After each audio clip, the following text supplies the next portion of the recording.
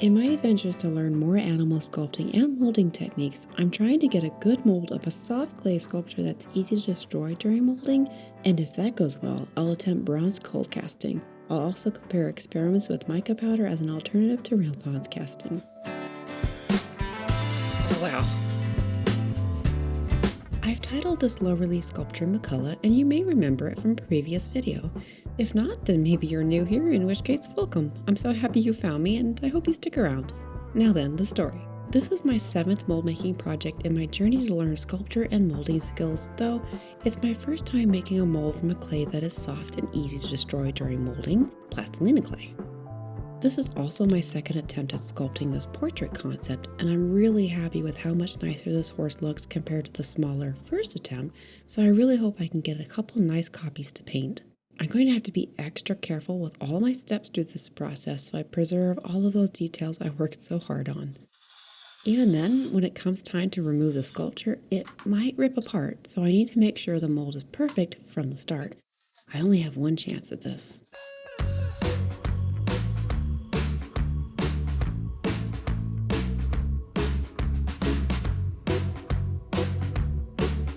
I keep my mold boxes simple. It's just affordable Foamcore, and I try to cut it tall enough to allow about ½ an inch of rubber all around the sculpture.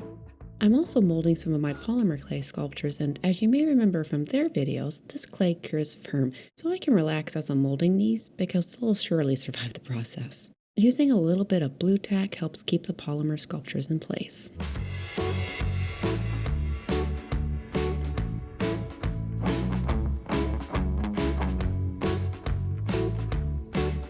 For the plastilina sculptures, they're already pretty well stuck to the foam core I sculpted them on, so I'm building up their boxes on top of that. I'm using more plastilina clay as a box wall that lets me get a custom shape and save on silicone costs later. I take my time to make sure everything is sealed up so I won't have leaks later.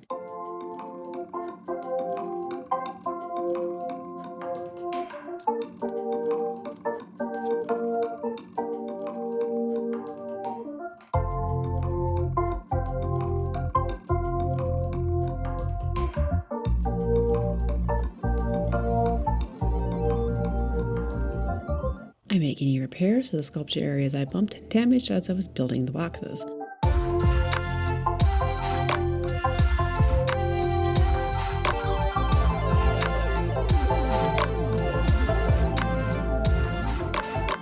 The round sculpture was much easier as I could flatten a big noodle of clay and quickly put that wall together.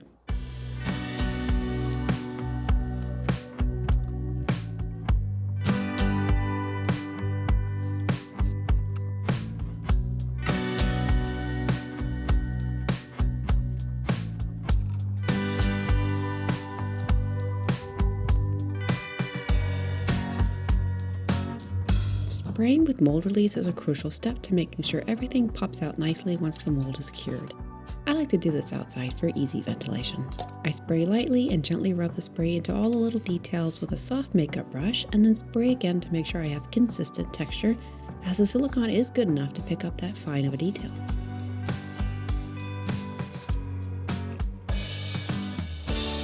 And speaking of the silicone, I'm making it from a 2-part silicone liquid that cures soft and flexible.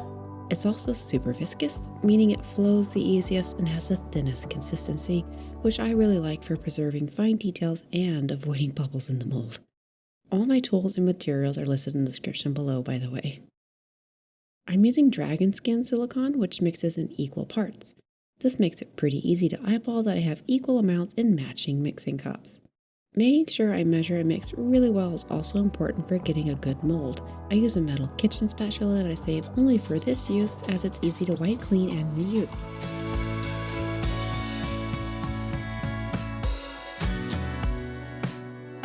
While working in a well-ventilated room, I'm pouring from the lowest part of the mold box, trying to hold still as best I can and let a thin stream of rubber flow up slowly. I've learned that pouring slowly from the lowest corner and getting the thinnest stream by holding up my cup as high as I can is a really effective way to reduce bubbles in the mold and get a high quality result at home. It's also so hard to capture on camera, so I'll just point out that I lift my cup up several feet above my desk to get a tall, thin stream.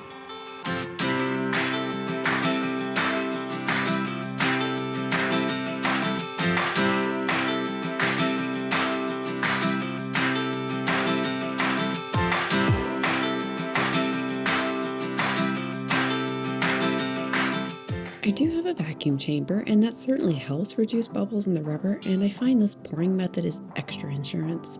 Going slow is the key part, as rubber that flows over the sculpture too fast could trap new pockets of air. That would be less than ideal. And if that fails, there's always jiggling the molds to force air bubbles to come up to the surface.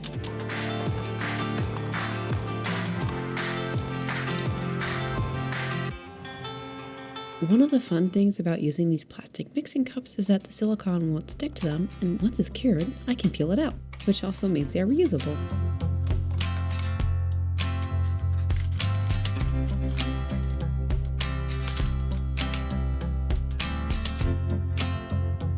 And now we wait about an hour and a half. That feels solid to me. Now for the scary part, demolding. Plastilina clay never cures hard. It stays soft and workable, which is great when I'm still making changes to the sculpture over long periods of time, and not so great when I want it to be strong enough to survive mold making. This is also why it's technically not very paintable. It's easily damaged and will melt on warm days, all things that will ruin the paintwork. So I need a good resin copy for a permanent painted piece. Ugh, as you can see, the ear broke. And this was the firmer of the two plastilina sculptures. Oh well, that's an easy fix, but now I'm really nervous for Mica. Here comes the stressful part.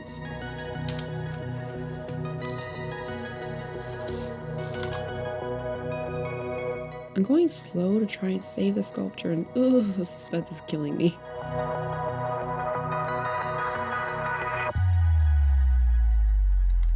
Oh wow. He survives, yay!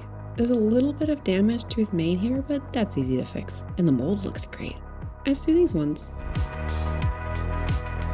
There's some spilling in areas, though the hobby knife makes short work of those, and scissors help tidy up the edges. Let me get them cleaned up so any residue of the plastilina is gone, and then I can move on to casting them, which will be the next step. I'm so excited. Recently, I've been getting excited for metal sculptures as I continue learning animal art, and I wanted to try two metal options that don't require a foundry: imitation metal using mica powder and cold casting real bronze. Picking up where I left off previously, I'm trying these techniques on some recently molded low relief sculptures I made of horses and a cute cow.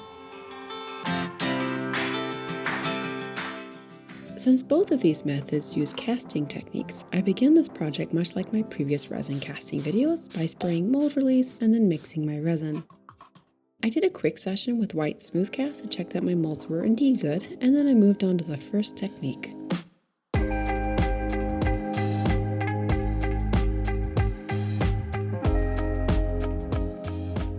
This is the imitation technique, so there is no real metal used at all right now.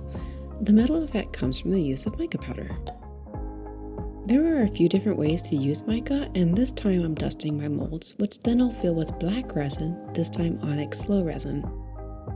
Other times I've mixed more mica into white resin, which does create a deeper color than just dusting, so I'm really curious to compare the results and see what black resin does. I know I'm done with this step when I have all the excess mica removed and just a sheer application stuck to the molds. Ooh, that's so shiny. Much like the silicone I used to make the molds, this resin is also a two-part formula I mixed in equal parts. The batch I'm using has a working time of about 5 minutes, which means I have 5 minutes to mix and pour into the mold before the resin starts to set. Stirring and pouring carefully all helps reduce bubbles, and a pressure pot helps shrink those bubbles so small you'll never see them without a microscope. Watching resin set is kind of magical, by the way. The only unfortunate thing about letting resin cure on my desk is I always get a lot of new bubbles in the cast, which is why I use the pressure pot. I've mentioned it briefly before and I'll mention it again. I always read safety manuals first and follow the proper steps to operate things like this. About 90 minutes later, it's time to release the cast from their chamber of darkness and see if all my hard work was worth it. We're just going to ignore the resin pulled over. Besides, that's an easy fix.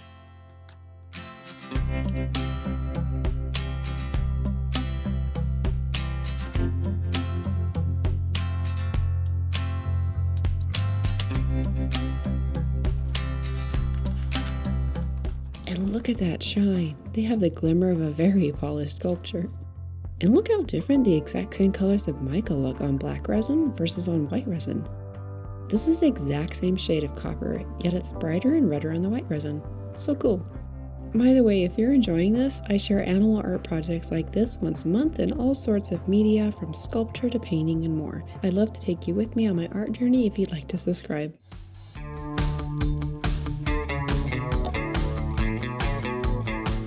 Unlike the mica cast, the next technique I'm using actually uses real metal, and I've chosen bronze. Most of the bronze sculptures I've seen in public installations or art galleries are made with the lost wax hot casting method, which requires the use of a foundry and highly specialized skills and equipment. Cold casting is a much more accessible option to me that gives me a metal copy of my sculptures without fire.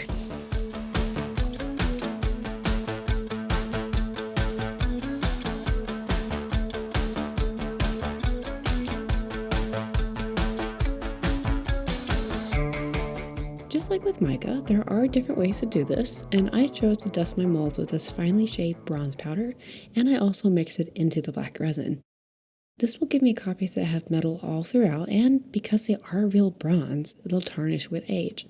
I can even use some of the same patina effects to force aging sooner, or if I don't want any aging, I can seal them with a lacquer spray after they've cured.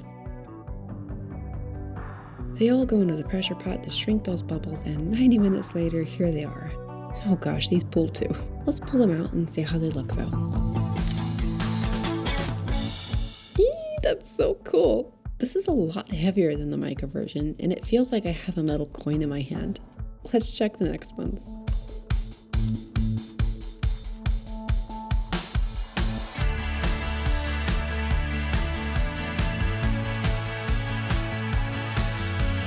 Luckily, the powder had slowed down the curing time, so these casts were still a little soft, and I was able to separate them and remove the excess before they fully hardened.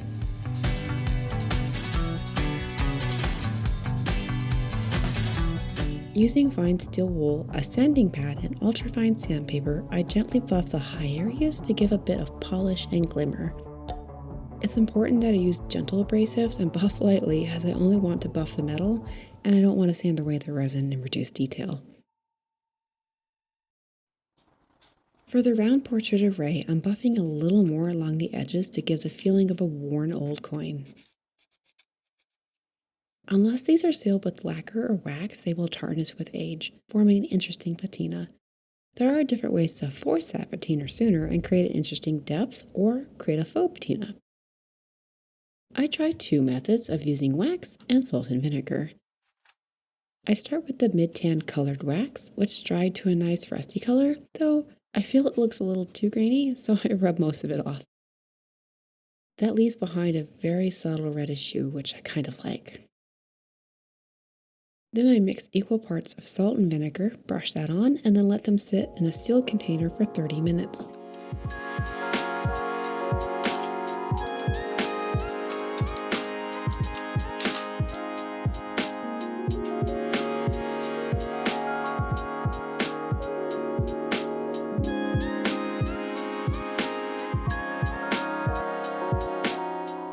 They darken very slightly. Rinsing them with water stops the reaction and fixes the look. The final steps for the bronze cast is a tiny bit of the patina colored wax and some light polishing to create shine on raised surfaces. I think for my first time with patina effects, I'm fairly happy with these, and I love how different each are. Speaking of patinas, the super shiny mica powder cast will look a lot more convincing with paint to help deepen the color and give a sense of tarnish and wear.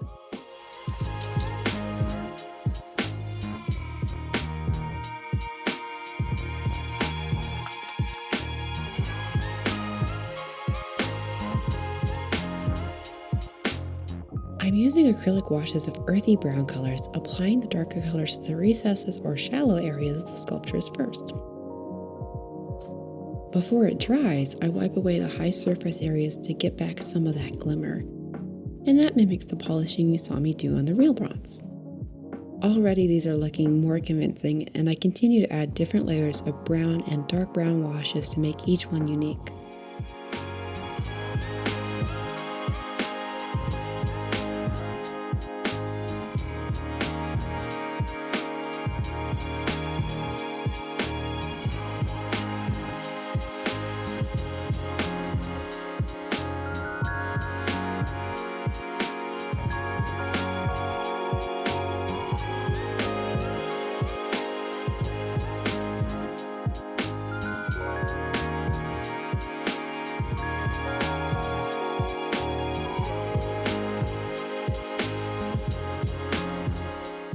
For a more corroded look, I mix up teal, aqua, and light blue colors in fluid acrylic to get an even older look, especially on the faux copper.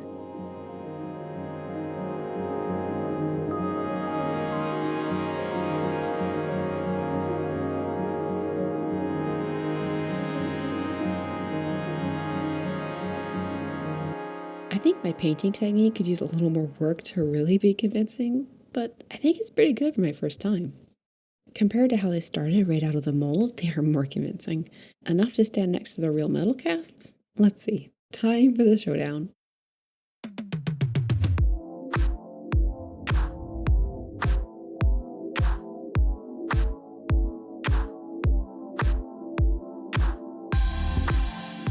I really love both, but something about the real bronze, the fact that it can tarnish with age, and the hefty weight of it makes me excited to see what animals I could sculpt with all of that in mind.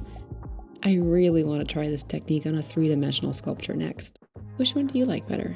Let me know in the comments, and also thank you so much for watching. If you enjoyed this, you might want to check out this next. Bye!